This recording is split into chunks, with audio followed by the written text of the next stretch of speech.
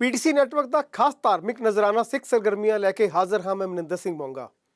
इस विशेष प्रोग्राम विच श्रोमणी गुरुद्वारा प्रबंधक कमेटी वालों पंथ की चढ़ती कला, गुरुद्वारा साहिबान की सांभ संभाल अते पंथक प्रचार प्रसार हित किए जाते समाजिक अते धार्मिक कार्यों को संगत तक पहुँचाने का उपराला किया जाता है अते नाल ही पावन अते पितर इतिहासिक दिहाड़ों के महत्व तो जाणू करवाया जाता है। शुरुआत करते हैं पंथक सरगर्मियां दे नाल।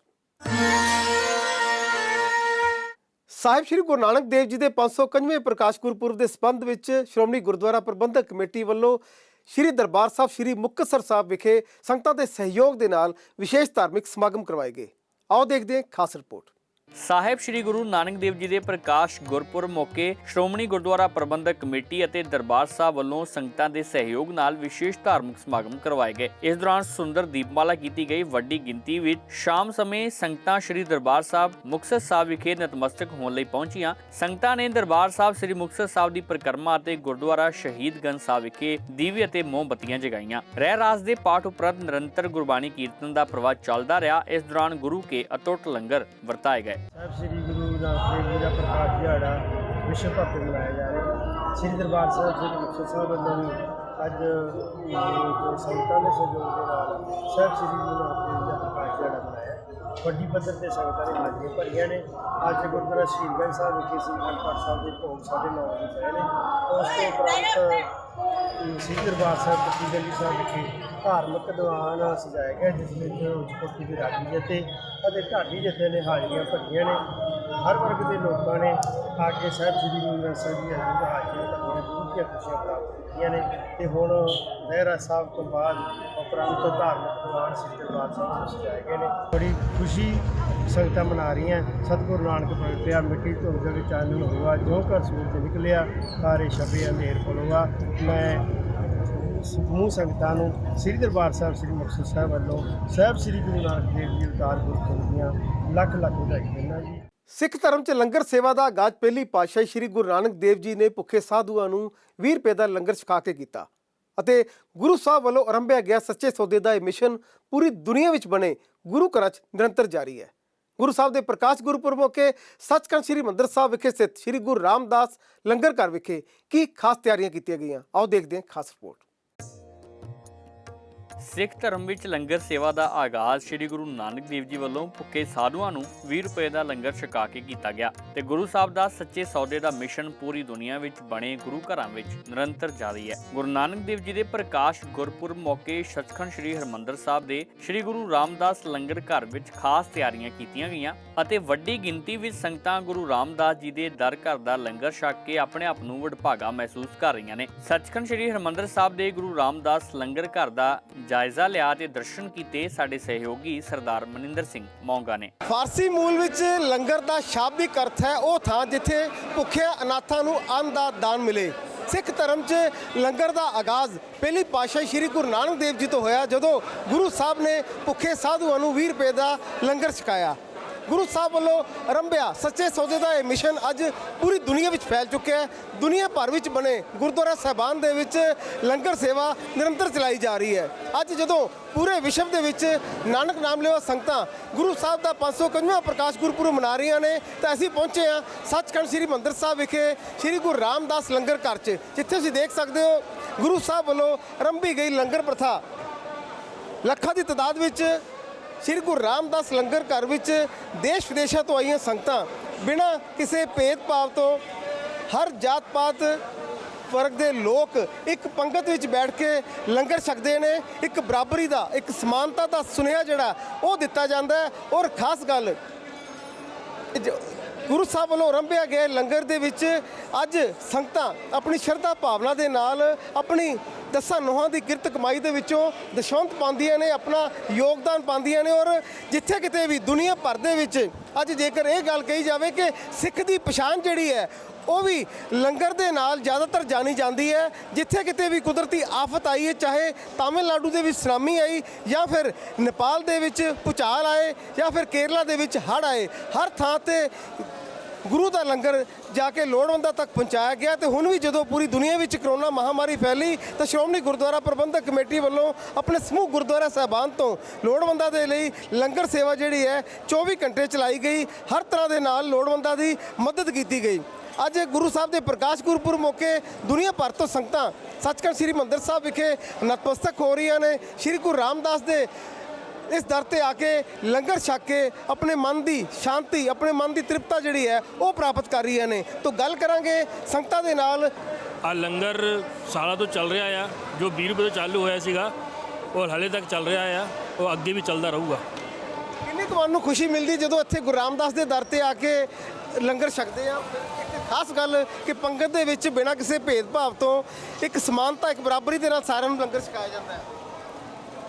ਆਪਾਂ ਸ਼ਬਦਾਂ 'ਚ ਬਿਆਨ ਨਹੀਂ ਕਰ ਸਕਦੇ, ਜਿੰਨੀ ਆਪਾਂ ਨੂੰ ਖੁਸ਼ੀ ਹੁੰਦੀ ਆ ਆਪਾਂ ਸ਼ਬਦਾਂ 'ਚ ਬਿਆਨ ਨਹੀਂ ਕਰ ਸਕਦੇ।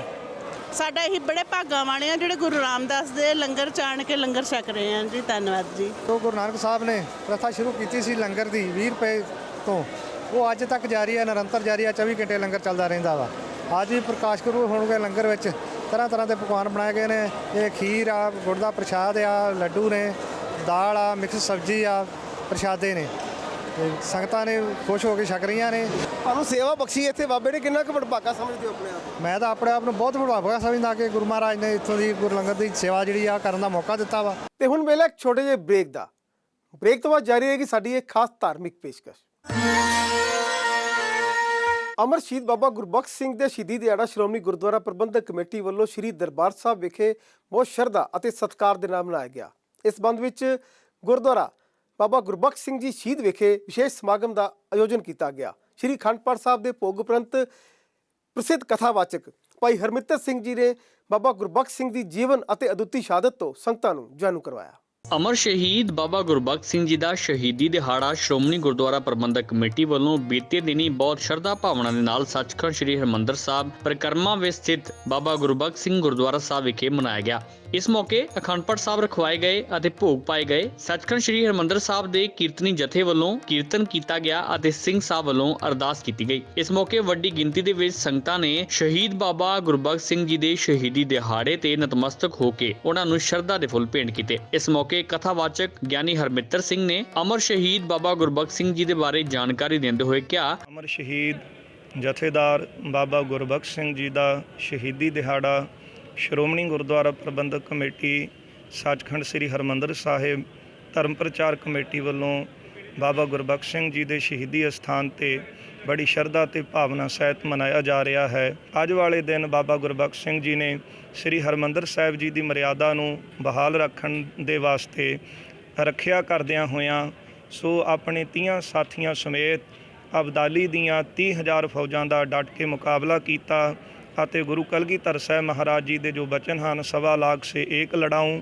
ਤਬੈ ਗੋਬਿੰਦ ਸਿੰਘ ਨਾਮ ਕਹਾਊਂ, ਇਹਨਾਂ ਬਚਨਾਂ ਨੂੰ ਤਾਜ਼ਾ ਕਰਦਿਆਂ ਹੋਇਆਂ ਇਸ ਸਥਾਨ ਤੇ 30,000 ਫੌਜਾਂ ਦੇ ਨਾਲ ਲੜਦਿਆਂ ਹੋਇਆਂ ਸ਼ਹਾਦਤ ਨੂੰ ਪ੍ਰਾਪਤ ਕੀਤਾ ਸੀ। ਉਹਨਾਂ ਦਾ ਸ਼ਹੀਦੀ ਦਿਹਾੜਾ ਸਮੁੱਚੀਆਂ ਸੰਗਤਾਂ ਦੇ ਸਹਿਯੋਗ ਦੇ ਨਾਲ ਮਨਾਇਆ ਜਾ ਰਿਹਾ ਹੈ। ਵਾਹਿਗੁਰੂ ਜੀ ਕਾ ਖਾਲਸਾ, ਵਾਹਿਗੁਰੂ ਜੀ ਕੀ ਫਤਿਹ। ਉਹਨਾਂ ਨੇ ਸਿੱਖ ਜਗਤ ਨੂੰ ਅਪੀਲ ਕੀਤੀ ਕਿ ਸਾਨੂੰ ਵੀ ਬਾਬਾ ਗੁਰਬਖਸ਼ ਸਿੰਘ ਜੀ ਦੇ ਨਕਸ਼ੇ ਕਦਮ ਤੇ ਚੱਲਦੇ ਹੋਏ ਸਿੱਖ ਕੌਮ ਦੀ ਚੜ੍ਹਦੀ ਕਲਾ ਦੇ ਲਈ ਹਮੇਸ਼ਾ ਤਤਪਰ ਰਹਿਣਾ ਚਾਹੀਦਾ ਹੈ।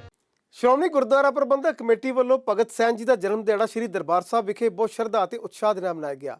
ਇਸ ਸੰਬੰਧ ਵਿੱਚ ਸ੍ਰੀ ਦਰਬਾਰ ਸਾਹਿਬ ਸਮੂਹ ਵਿਖੇ ਸਥਿਤ ਗੁਰਦੁਆਰਾ ਸ਼ਹੀਦ ਭਾਈ ਗੁਰਬਖਸ਼ ਸਿੰਘ ਜੀ ਵਿਖੇ ਸ੍ਰੀ ਅਖੰਡ ਪਾਠ ਸਾਹਿਬ ਦੇ ਭੋਗ ਪਾਏ ਗਏ ਤੇ ਉਪਰੰਤ ਸ੍ਰੀ ਦਰਬਾਰ ਸਾਹਿਬ ਦੇ ਹਜ਼ੂਰੀ ਰਾਗੀ ਜਥਿਆਂ ਨੇ ਵੱਡੀ ਗਿਣਤੀ ਵਿੱਚ ਆਈ ਸੰਗਤਾਂ ਨੂੰ ਇਲਾਹੀ ਬਾਣੀ ਦਾ ਕੀਰਤਨ ਸਰਵਣ ਕਰਵਾਇਆ।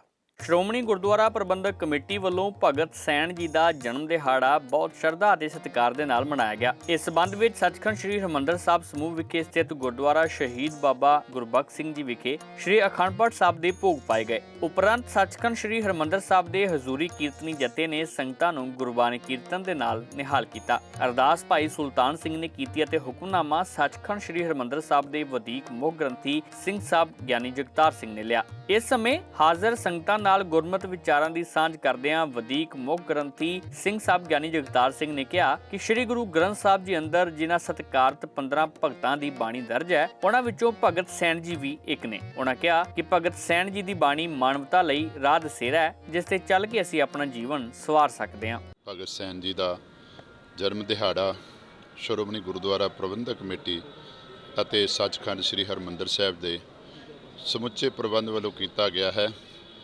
ਸ੍ਰੀ ਅਖੰਡ ਪਾਠ ਸਾਹਿਬ ਜੀ ਪਰਸੋਂ ਰੋਜ਼ ਤੋਂ ਆਰੰਭ ਹੋਏ, ਸਮਾਪਤੀ ਹੋਈ ਹੈ। ਉਪਰੰਤ ਗੁਰਬਾਣੀ ਕੀਰਤਨ ਹੋਏ ਹਨ। ਸਤਿਗੁਰੂ ਮਹਾਰਾਜ ਦੀ ਬੜੀ ਕਿਰਪਾ ਹੈ ਕਿ 15 ਭਗਤਾਂ ਦੀ ਬਾਣੀ ਸ੍ਰੀ ਗੁਰੂ ਗ੍ਰੰਥ ਸਾਹਿਬ ਜੀ ਮਹਾਰਾਜ ਦੇ ਅੰਦਰ ਦਰਜ ਹੈ ਤੇ ਸਤਿਗੁਰੂ ਮਹਾਰਾਜ ਸੱਚੇ ਪਾਤਸ਼ਾਹ ਨੇ ਭਗਤਾਂ ਨੂੰ ਇੰਨਾ ਕੁ ਪਿਆਰ ਦਿੱਤਾ ਹੈ ਕਿ ਉਹਨਾਂ ਦੀ ਬਾਣੀ ਨੂੰ ਬਾਣੀ ਅੰਦਰ ਦਰਜ ਕਰਕੇ ਜਿੱਥੇ ਭਗਤ ਦਾ ਨਾਮ ਦਰਜ ਹੈ ਉੱਥੇ ਨਾਲ ਸਤਿਕਾਰ ਨਾਲ ਜੀ ਸ਼ਬਦ ਵੀ ਵਰਤਿਆ ਹੋਇਆ ਹੈ। ਭਗਤਾਂ ਦੀ ਬਾਣੀ ਸਤਿਗੁਰੂ ਮਹਾਰਾਜ ਦੀ ਬਾਣੀ ਦੇ ਨਾਲ ਮੇਲ ਖਾਂਦੀ। ਬੇਸ਼ੱਕ ਸ਼ਬਦ ਗੁਰੂ ਗ੍ਰੰਥ ਸਾਹਿਬ ਜੀ ਦੇ ਵਿੱਚ ਹੁਕਮਨਾਮੇ ਦੇ ਰੂਪ ਵਿੱਚ ਕਿਸੇ ਭਗਤ ਦਾ ਆ ਜਾਵੇ, ਪਰ ਅਸੀਂ ਇਹੋ ਹੀ ਗੱਲ ਕਹਿੰਦੇ ਹਾਂ ਕਿ ਅੱਜ ਹੁਕਮਨਾਮਾ ਜਿਹੜਾ ਹੈ ਸ੍ਰੀ ਗੁਰੂ ਗ੍ਰੰਥ ਸਾਹਿਬ ਜੀ ਦਾ ਇਹ ਆਇਆ ਹੈ। ਵਿਤਕਰਾ ਕੋਈ ਨਹੀਂ। ਸਾਨੂੰ ਸਾਰਿਆਂ ਨੂੰ ਭਗਤਾਂ ਨੇ ਜੋ ਆਪਣੀ ਬਾਣੀ ਦੇ ਰਾਹੀਂ ਪੂਰਨੇ ਪਾਏ ਨੇ, ਆਪਣੇ ਜੀਵਨ ਦੇ ਅੰਦਰ ਉਹਨਾਂ ਨੂੰ ਧਾਰਨ ਕਰਕੇ ਜੀਵਨ ਸਫਲ ਕਰਨਾ ਚਾਹੀਦਾ ਹੈ। ਵਾਹਿਗੁਰੂ ਜੀ ਕਾ ਖਾਲਸਾ, ਵਾਹਿਗੁਰੂ ਜੀ ਕੀ ਫਤਿਹ। ਤੇ ਹੁਣ ਵੇਲੇ ਇੱਕ ਛੋਟੇ ਜਿਹੇ ਬ੍ਰੇਕ ਦਾ। ਬ੍ਰੇਕ ਤੋਂ ਬਾਅਦ ਜਾਰੀ ਰਹੇਗੀ ਸਾਡੀ ਇੱਕ ਖਾਸ ਧਾਰਮਿਕ ਪੇਸ਼ਕਸ਼। 27 ਨਵੰਬਰ ਨੂੰ ਸ਼੍ਰੋਮਣੀ ਗੁਰਦੁਆਰਾ ਪ੍ਰਬੰਧਕ ਕਮੇਟੀ ਦੇ ਹੋਏ ਜਨਰਲ ਇਜਲਾਸ ਦੌਰਾਨ ਚੁਣੀ ਗਈ ਸ਼੍ਰੋਮਣੀ ਕਮੇਟੀ ਦੀ ਨਵੀਂ ਅੰਤਰਿਮ ਕਮੇਟੀ ਦੀ ਪਲੇਠੀ ਬੈਠਕ ਬੀਤੇ ਦਿਨੀ ਸ਼੍ਰੀ ਅੰਮ੍ਰਿਤਸਰ ਸਾਹਿਬ ਵਿਖੇ ਹੋਈ। ਸ਼੍ਰੋਮਣੀ ਕਮੇਟੀ ਦੀ ਪ੍ਰਧਾਨ ਬੀਬੀ ਜਗੀਰ ਕੌਰ ਦੀ ਅਗਵਾਈ ਹੇਠ ਹੋਈ ਇਸ ਬੈਠਕ ਵਿੱਚ ਕਿਸਾਨੀ ਸੰਘਰਸ਼ ਦੌਰਾਨ ਜਾਨਾਂ ਗਵਾਉਣ ਵਾਲੇ 7 ਕਿਸਾਨਾਂ ਦੇ ਪਰਿਵਾਰ ਨੂੰ 1-1 ਲੱਖ ਰੁਪਏ ਦੀ ਆਰਥਿਕ ਸਹਾਇਤਾ ਦੇਣ ਤੋਂ ਇਲਾਵਾ ਦਿੱਲੀ ਧਰਨੇ ਵਿਖੇ ਬੈਠੇ ਕਿਸਾਨਾਂ ਨੂੰ ਪੂਰਨ ਸਹਿਯੋਗ ਦੇਣ ਦਾ ਫੈਸਲਾ ਕੀਤਾ ਗਿਆ। ਆਓ ਦੇਖਦੇ ਹਾਂ ਖਾਸ ਰਿਪੋਰਟ। ਸ਼੍ਰੋਮਣੀ ਗੁਰਦੁਆਰਾ ਪ੍ਰਬੰਧਕ ਕਮੇਟੀ ਨੇ ਕਿਸਾਨ ਸੰਘਰਸ਼ ਦੌਰਾਨ ਆਪਣੀਆਂ ਜਾਨਾਂ ਗਵਾਉਣ ਵਾਲੇ 7 ਕਿਸਾਨਾਂ ਦੇ ਪਰਿਵਾਰਾਂ ਨੂੰ 1-1 ਲੱਖ ਰੁਪਏ ਦੀ ਮਾਲੀ ਸਹਾਇਤਾ ਦੇਣ ਦਾ ਫੈਸਲਾ ਕੀਤਾ ਹੈ। ਸ਼੍ਰੋਮਣੀ ਗੁਰਦੁਆਰਾ ਪ੍ਰਬੰਧਕ ਕਮੇਟੀ ਦੇ ਪ੍ਰਧਾਨ ਬੀਬੀ ਜਗੀਰ ਕੌਰ ਦੀ ਅਗਵਾਈ ਵਿੱਚ ਬੀਤੇ ਦਿਨੀ ਹੋਈ ਅੰਤਰਿਮ ਕਮੇਟੀ ਦੀ ਇਕੱਤਰਤਾ ਦੌਰਾਨ ਉਕਤ ਫੈਸਲੇ ਲੈਂਦਿਆਂ ਕਿਸਾਨੀ ਸੰਘਰਸ਼ ਦੀ ਭਰਮੀ ਹਮਾਇਤ ਕੀਤੀ ਗਈ। ਕਿਸਾਨ ਸਾਡੇ ਬੈਠੇ ਆ ਸੜਕਾਂ ਦੇ ਉੱਤੇ, ਜੋ ਉੱਥੇ ਤਸ਼ੱਦਦ ਚੱਲ ਰਹੇ ਹੈ, ਡਾਂਗਾ ਖਾ ਰਹੇ ਹੈ, ਪਾਣੀ ਦੀਆਂ ਵਿਛਾੜਾਂ ਖਾ ਰਹੇ ਹੈ, ਪਰ ਸਿੱਧਕ ਦਲੀਲਾਂ ਬੈਠੇ ਹੈ। ਕਿਸੇ ਕਿਸਮ ਦਾ ਉਹਨਾਂ ਨੇ ਉਹ ਕਾਰਵਾਈ ਨਹੀਂ ਕੀਤੀ ਜਿਹਦੇ ਨਾਲ ਕਿਸੇ ਸਰਕਾਰ ਨੂੰ ਕੋਈ ਤਕਲੀਫ ਹੋਈ ਹੋਵੇ ਜਾਂ ਲੋਕਾਂ ਨੂੰ ਤਕਲੀਫ ਹੋਈ ਹੋਵੇ। ਪਰ ਜਿਹਨਾਂ ਲੋਕਾਂ ਨੇ ਤਸ਼ੱਦਦ ਕੀਤਾ ਉਹਨਾਂ ਦੇ ਨਾਲ ਸਹਿਯੋਗ ਦਿੱਤਾ, ਲੰਗਰ ਛਕਾਏ, ਜਲ ਛਕਾਏ, ਉਹ ਸਾਰਿਆਂ ਨੇ ਇਸ ਗੱਲ ਦੀ ਸ਼ਲਾਘਾ ਵੀ ਕੀਤੀ ਹੈ ਤੇ ਉਹਨਾਂ ਦੇ ਕੀਤੇ ਹੋਏ ਜਿਹੜੀ ਸੇਵਾ, ਜਿਹਨਾਂ ਦੀ ਜੱਦੋਜਹਿਦ ਹੈ, ਉਹਨੂੰ ਬਹੁਤ ਵੱਡੀਆਂ ਵਡਿਆਈਆਂ ਵੀ ਦਿੱਤੀਆਂ। ਜਿਨ੍ਹਾਂ ਨੇ ਇੰਨਾ ਅੜੀਅਲ ਰਵੱਈਆ ਕੀਤਾ ਹੋਇਆ, ਕਿਉਂਕਿ ਇਹ ਕਿਰਤ ਦਾ ਕੰਮ ਹੈ, ਕਿਸਾਨੀ ਦਾ ਕੰਮ ਹੈ, ਗੁਰੂ ਨਾਨਕ ਸਾਹਿਬ ਜੀ ਦੇ ਫਲਸਫੇ ਦਾ ਕੰਮ ਹੈ। ਦਸਾਂ ਨੋਹਾਂ ਦੀ ਕਿਰਤ ਕਰਕੇ, ਨਾਮ ਜਪ ਕੇ, ਵੰਡ ਕੇ ਛਕ ਕੇ ਉਹਨਾਂ ਨੇ ਗੌਰਵਮਈ ਇਤਿਹਾਸ ਨੂੰ ਕਾਇਮ ਰੱਖਿਆ। ਪੰਜਾਬੀਆਂ ਦਾ ਸੁਨਹਿਰੀ ਇਤਿਹਾਸ ਜੋ ਹਮੇਸ਼ਾ ਹੀ ਸੰਘਰਸ਼ ਲੜਦਾ ਆਇਆ, ਉਹਨੂੰ ਬਰਕਰਾਰ ਰੱਖਿਆ। ਪੰਜਾਬ ਦੇ ਨੌਜਵਾਨ ਧਰਮ ਨਾਲ ਟੁੱਟ ਗਏ, ਸਿੱਖੀ ਨਾਲ ਟੁੱਟ ਗਏ। ਅੱਜ ਜਦੋਂ ਉੱਥੇ ਬੋਲਦੇ ਹੈ ਜਾਂ ਉੱਥੇ ਜੱਦੋਜਹਿਦ ਕਰਦੇ ਆ, ਉਹ 'ਚ ਦਿਸਦਾ ਕਿ ਅੱਜ ਵੀ ਨੌਜਵਾਨ ਜਿਹੜਾ ਸਿੱਖ ਸਿਧਾਂਤਾਂ ਨਾਲ ਜੁੜਿਆ ਹੋਇਆ, ਸਿੱਖੀ ਦੇ ਪਹਿਰੇਦਾਰ ਬਣੇ ਹੈ, ਸਿੱਖ ਇਤਿਹਾਸ ਨਾਲ ਜੁੜਿਆ ਹੋਇਆ, ਗੌਰਵਮਈ ਕੁਰਬਾਨੀਆਂ ਨਾਲ ਜੁੜਿਆ ਹੋਇਆ। ਸੋ ਮੈਂ ਸਮਝਦੀ ਹਾਂ ਕਿ ਜਿੱਥੇ ਉਹ ਨਿੰਦਾ ਕੀਤੀ ਹੈ ਉਹਨਾਂ ਨੇ ਭਾਰਤ ਸਰਕਾਰ ਦੀ, ਉੱਥੇ ਇਹ ਵੀ ਅਸੀਂ ਉਹਨਾਂ ਨੂੰ ਤਾੜਨਾ ਵੀ ਕੀਤੀ ਹੈ ਕਿ ਜੇ ਇਸ ਤਰ੍ਹਾਂ ਨੁਕਸਾਨ ਹੁੰਦਾ ਰਿਹਾ, ਜੇ ਭਾਰਤ ਸਰਕਾਰ ਨੇ ਤੁਰੰਤ ਰੱਦ ਨਾ ਕੀਤੇ ਤੇ ਵੱਡਾ ਜਿਹੜਾ ਸੰਘਰਸ਼ ਛਿੜ ਜਾਏਗਾ। ਹਿਊਮਨ ਰਾਈਟਸ ਦਾ ਕਤਲ ਹੋ ਰਿਹਾ ਹੈ, ਇਹ ਲੋਕਾਂ ਦੀ ਆਵਾਜ਼ ਦੱਬੀ ਜਾ ਰਹੀ ਹੈ, ਡਿਕਟੇਟਰਸ਼ਿਪ ਹੋ ਰਹੀ ਹੈ, ਡੈਮੋਕ੍ਰੇਸੀ ਦਾ ਕਾਣ ਹੋ ਰਿਹਾ ਹੈ।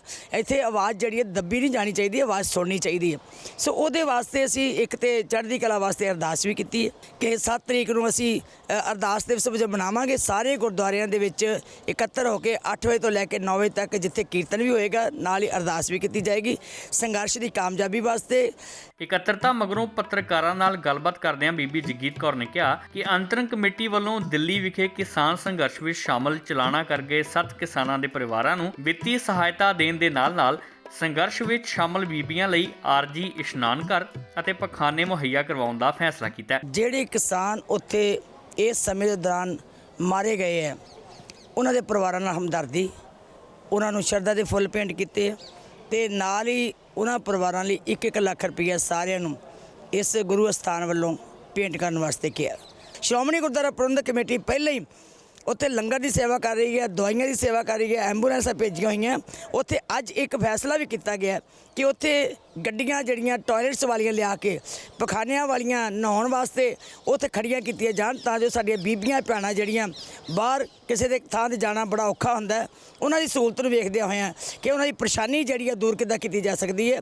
ਪਖਾਨੇ ਗੱਡੀਆਂ ਵਿੱਚ ਲਿਆ ਕੇ ਉੱਥੇ ਖੜੇ ਕੀਤੇ ਜਾਣਗੇ ਤਾਂ ਜੋ ਉਹ ਉਹਨਾਂ ਦੀ ਮੁਸੀਬਤ ਜਿਹੜੀ ਹੱਲ ਕੀਤੀ ਜਾ ਸਕੇ। ਇਸ ਤੋਂ ਇਲਾਵਾ ਬੀਬੀ ਜਗੀਰ ਕੌਰ ਨੇ ਦੱਸਿਆ ਕਿ ਅੰਤਰਿਮ ਕਮੇਟੀ ਨੇ ਸਾਬਕਾ ਮੁੱਖ ਮੰਤਰੀ ਸਰਦਾਰ ਪ੍ਰਕਾਸ਼ ਸਿੰਘ ਬਾਦਲ ਸਮੇਤ ਹਰ ਰਾਸ਼ਟਰੀ, ਧਾਰਮਿਕ ਅਤੇ ਸਮਾਜਿਕ ਆਗੂ ਅਤੇ ਖਿਡਾਰੀਆਂ ਵੱਲੋਂ ਕਿਸਾਨਾਂ ਨਾਲ ਖੜਦਿਆਂ ਭਾਰਤੀ ਸਨਮਾਨ ਵਾਪਸ ਕਰਨ ਦੇ ਫੈਸਲੇ ਨੂੰ ਸਹੀ ਕਰਾਰ ਦਿੰਦਿਆਂ ਸਲਾਹਿਆ। ਉਹਨਾਂ ਭਾਰਤ ਸਰਕਾਰ ਦੀ ਕਰੜੀ ਨਿੰਦਾ ਅਤੇ ਕਿਸਾਨਾਂ ਦੀ ਸ਼ਲਾਘਾ ਕਰਦਿਆਂ ਕਾਲੇ ਕਾਨੂੰਨ ਤੁਰੰਤ ਵਾਪਸ ਲੈਣ ਦੀ ਮੰਗ ਕੀਤੀ। ਆਪਣੀ ਅਣਖ ਤੇ ਗੈਰਤ ਪਹਿਲਾਂ ਸਾਡਾ ਕਿਸਾਨ, ਸਾਡਾ ਇਹ ਪੰਜਾਬ ਦਾ ਗੌਰਵਮਈ ਇਤਿਹਾਸ, ਇਹਦੀ ਰਾਖੀ ਕਰਨੀ ਸਾਡੇ ਵਾਸਤੇ ਪਹਿਲਾਂ।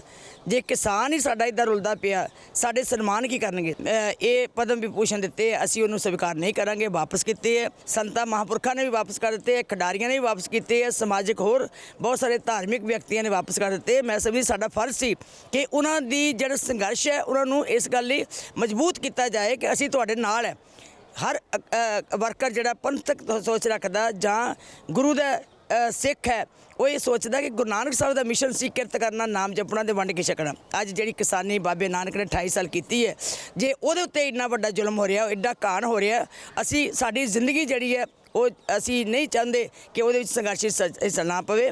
ਵਰਲਡ ਭਰ ਦੇ ਸਿੱਖਾਂ ਨੇ ਅੱਜ ਇਹਨਾਂ ਨੂੰ ਉਹਦੇ ਵਿੱਚ ਜਿੱਥੇ ਕੀਤਾ। ਮੈਂ ਸਮਝਦੀ ਜਿਹੜੇ ਸਿੱਖ, ਜਿਹੜੇ ਪੰਜਾਬੀ ਨਹੀਂ ਪਹੁੰਚ ਸਕਦੇ ਜਾਂ ਦੇਸ਼ ਵਾਸੀ ਉੱਥੇ ਨਹੀਂ ਪਹੁੰਚ ਸਕਦੇ, ਉਹ 7 ਤਰੀਕ ਨੂੰ ਇਕੱਠੇ ਹੋ ਕੇ ਅਰਦਾਸ ਕਰੋ, ਭਾਵੇਂ ਘਰਾਂ 'ਚ ਹੀ ਕਰੋ।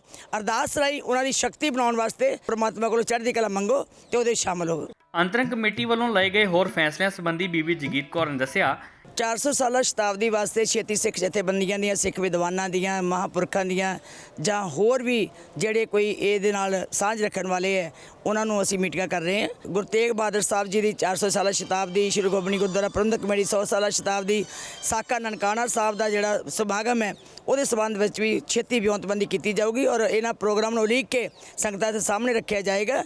ਤੇ ਨਾਲ ਜਿਹੜੇ ਪ੍ਰਬੰਧਕੀ ਤੌਰ ਦੇ ਉੱਤੇ ਜਿਹੜੇ ਕੋਈ ਸਾਡੇ ਅੰਦਰ ਦੇ ਗੁਰਦੁਆਰਿਆਂ ਦੇ ਗੁਰਧਾਮਾਂ ਦੀ ਜਿਹੜੀ ਸੇਵਾ ਸੰਭਾਲ ਹੈ, ਉਹਦੇ ਚੰਗੇ ਸੁਚਾਰੂ ਪ੍ਰਬੰਧਨ, ਉਹਦੇ ਵਾਸਤੇ ਬਹੁਤ ਚਿੰਤਾ ਜਿਹੜੀ ਜ਼ਾਹਰ ਕੀਤੀ।